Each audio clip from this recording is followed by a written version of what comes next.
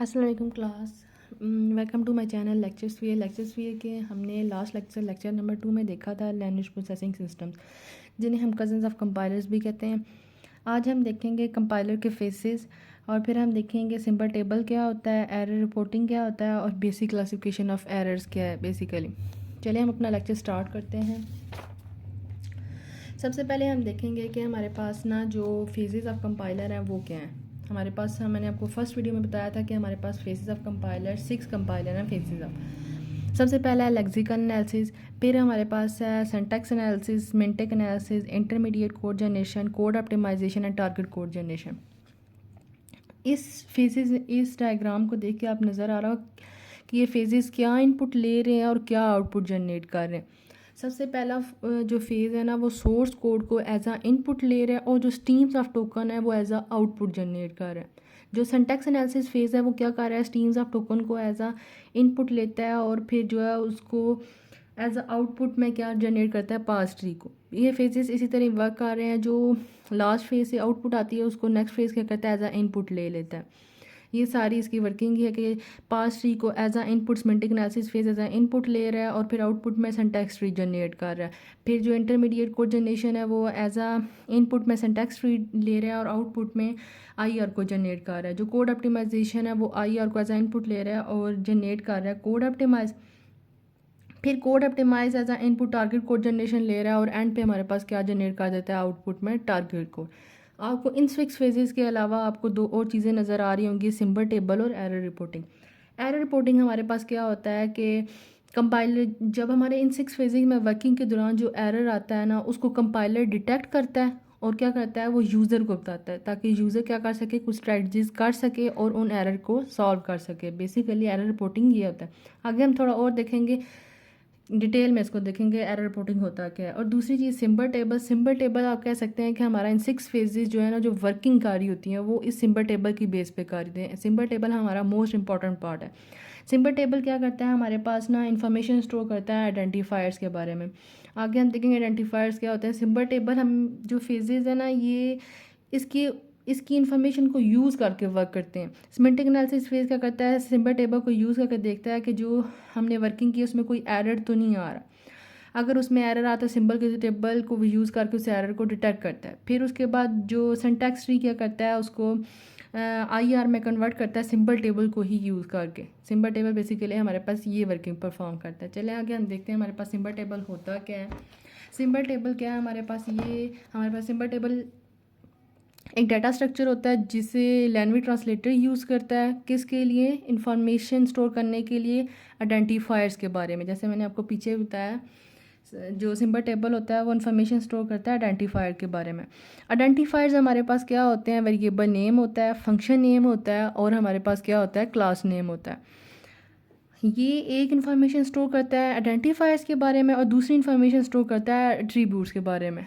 जो ये आइडेंटिफायर्स है ना और उसके एट्रीब्यूट्स के बारे में ये स्टोर करता है इन्फॉर्मेशन। एट्रीब्यूट्स क्या होते हैं, हमारे पास टाइप, एड्रेस और स्कोप होता है। हमारे पास ये क्या है, हमारे पास स्टेटमेंट ऑफ कोड है। हमारे पास हम एक एग्जांपल में ले लेते हैं, हमारे पास स्टेटमेंट ऑफ कोड है public int x. Public int हमारे पास अब हम इसमें देखेंगे हमारे पास टाइप क्या है, एड्रेस क्या है, स्कोप क्या है, लोकेशन, एड्रेस और नेम क्या है, इसमें से हम निकालेंगे। सबसे पहले आपके पास अगर हम देखें पब्लिक हमारे पास क्या होता है, किस चीज़ का स्कोप होता है। स्कोप हमारे पास या तो पब्लिक होता है या तो प्राइवेट होता है। फिर दूसरी चीज़ है इंट। हम देखेंगे हमारे पास जो हमारा ये जो टाइप है वो इंटीजर टाइप है, फ्लोट टाइप है या करैक्टर टाइप है। यहाँ पे हमारी जो टाइप है वो किस टाइप की है, इंट टाइप की है। और जो हमारे पास ये चीज़ होती है ये हमारे पास क्या होता है, ये नेम होता है। अब ये आपको समझ आ गया होगा कि सिंबल टेबल को कैसे जो है टेबल में रिप्रेजेंट करते हैं, उसकी नेम, टेबल टाइप और हम ये चीज़ें बताते हैं। फिर मैं आपको एक दफ़ा रिवाइज कर दूँ, सिंबल टेबल क्या होता है, हमारे पास एक डाटा स्ट्रक्चर है जिसे लैंग्वेज ट्रांसलेटर यूज़ करता है इन्फॉर्मेशन स्टोर करने के लिए आइडेंटिफायर्स के बारे में और उसके एट्रीब्यूट्स के। उसके बाद हमारे पास क्या आ जाता है, एरर रिपोर्टिंग। एरर रिपोर्टिंग क्या होता है, एरर रिपोर्टिंग बेसिकली 2 चीज़ें कह लें कि होते हैं, 2 यूनिट्स कह लें, 2 वर्क परफॉर्म करता है। सबसे पहले क्या करता है, देखता है एरर को डिटेक्ट करता है, फिर उसके बारे में उसको सॉल्व करने की स्ट्रैटेजीज़ बनाता है। अब हम इस डेफिनेशन को पढ़ते हैं, आपको ज़्यादा अच्छी तरह समझ आएगा। Error reporting is detecting each phases error, हर एक एरर को डिटेक्ट करता है फेजेस में से, फिर reporting it to the user को रिपोर्ट करता है, then making recovery strategies for reporting error, ताकि वो रिकवरी स्ट्रेटजीज़ बना सकें इन एरर्स के बारे में। एरर जो रिपोर्टिंग एरर रिपोर्टिंग होता है उसे हम एरर हैंडलर भी कहते हैं। उसके बाद क्या हम देखेंगे कि बेसिक क्लासिफिकेशन ऑफ एरर के एरर्स की क्लासिफिकेशन कितनी है। ये एरर्स की हमारे पास 4 क्लासिफिकेशन है, कई जगह आपको 3 नज़र आएंगी, लेक्सिकल, सिंटैक्टिकल और सेमेंटिकल, कई जगह आपको 4 नज़र आएंगी। तो आपको फर्स्ट वीडियो मैंने बताया है, इस तरह आपका रिप्रेजेंट करने से आपका पेपर में टीचर के सामने या आपके सर के सामने अच्छा इम्पैक्ट पड़ता है। चलिए हम आगे स्टार्ट करते हैं कि लेक्सिकल एनालिसिस। सबसे पहले ना मैं इनको आपको ना अपने ना उसमें ओवरव्यू देती हूँ कि ताकि आपको बाद में ये चीज़ें ज़्यादा अच्छी समझ आए। हम देखते हैं पहले एग्जांपल खुद सॉल्व करके, फिर आपको जब इसको पढ़ेंगे आपको अच्छी तरह समझ आएगा। सबसे पहले हमारे पास क्या आता है, लेक्सिकल एनालिसिस। लेक्सिकल एनालिसिस क्या होता है, हमारे पास ना जो मिस स्पेलिंग होती है, आप कह लें आइडेंटिफायर की, आपको डेफिनेशन में मिस स्पेलिंग क्या होती है, आइडेंटिफायर के। जब हम एक ना डिक्लेयर करते हैं एक वेरिएबल को, तो हम उसको किस तरह डिक्लेयर करते हैं, इंट एक्स, हम उसको इस तरह डिक्लेयर करते हैं। मिस्टेक क्या होती है हमारे पास, सपोज कर लें अगर हमने उसको कैपिटल आई से स्टार्ट करके और उसको इस तरह डिक्लेयर कर दिए, आगे हमने अंडरस्कोर। जब हम एक वेरिएबल को डिक्लेयर करते हैं उसको हम हमेशा किससे डिक्लेयर करते हैं, स्मॉल आई से। तो अगर जब हम इसे कैपिटल आई से कर देंगे तो ये हमारी मिस्टेक होगी। उसके बाद क्या आ जाता है, सिंटैक्टिकल। ये क्या होता है, हमारी miss spelling, missing semi colons कह लें या अनबैलेंस पैरेंथेसिस कह लें। जिस तरह ये है कि हमने एंड पे ना क्या किया कि अपने ना सेमी कॉलन्स को मिस कर दिया, तो ये हमारी मिस्टेक है। इस मिस्टेक को हम सिंटैक्टिकल एनालिसिस कहते हैं। जब हम इसको इस तरह लिखेंगे तो ये हमारी करेक्ट फॉर्म है, ये हमारी करेक्ट फॉर्म है, ठीक हो गया। फिर उसके बाद ये आपको इस एग्जांपल में रहता है, इसमें पैरेंथेसिस मिसिंग है, तो पैरेंथेसिस भी मिसिंग होना वो सिंटैक्टिकल एनालिसिस में आ जाता है। उसके बाद हम देखेंगे सेमेंटिक एनालिसिस। सेमेंटिक एनालिसिस क्या होता है कि हमारे पास ना इनकम्पैटिबल वैल्यूज असाइनमेंट और टाइप मिसमैच बिटवीन ऑपरेटर और ऑपरेंड।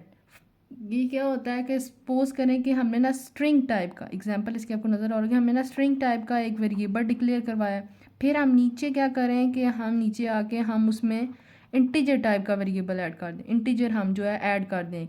तो ये तो हमारा, जब हम स्ट्रिंग का डिक्लेयर कर रहे हैं तो हमने नीचे स्ट्रिंग ही ऐड करना होता है। इस टाइप का एरर को हम क्या कहते हैं, हमारे पास ये क्या होता है, सेमेंटिकल एरर।